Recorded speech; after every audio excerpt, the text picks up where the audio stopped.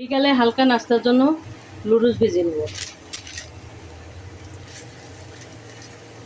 লুডুসটা প্রথমে সিদ্ধ করে নেব। বিকালে নাস্তা হিসেবে চার সঙ্গে কোনোদিন বিস্কিট, আজকে ভাবছি লুডুস। লুডুস সিদ্ধ করা হয়ে গেছে, 90% সিদ্ধ করে নেব, বাকি 10% ভাজার সময় সিদ্ধ হয়ে যাবে।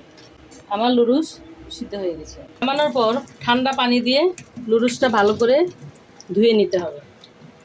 ভালো করে ঠান্ডা পানি দিয়ে ধুয়ে নিয়েছি। লুডুস ভাজার জন্য দিয়ে দিচ্ছি তেল। তেল গরম হয়ে গেছে, গরম তেলে দিয়ে দেবো পেঁয়াজ কুচি, কাঁচামরিচ কুচি। পেঁয়াজের মধ্যে দিয়ে দিচ্ছি সামান্য লবণ। পেঁয়াজ ভাজা হয়ে গেছে, এখন দিয়ে দেবো ডিম। ডিম ভাজা হয়ে গেছে, এখন দিয়ে দেবো লুডুস। এখন দিয়ে দেবো লুডুসের মশলা। লুডুস ভাজা হয়ে গেছে, এখন নামিয়ে নেব। লুডুস ভাজা হয়ে গেছে।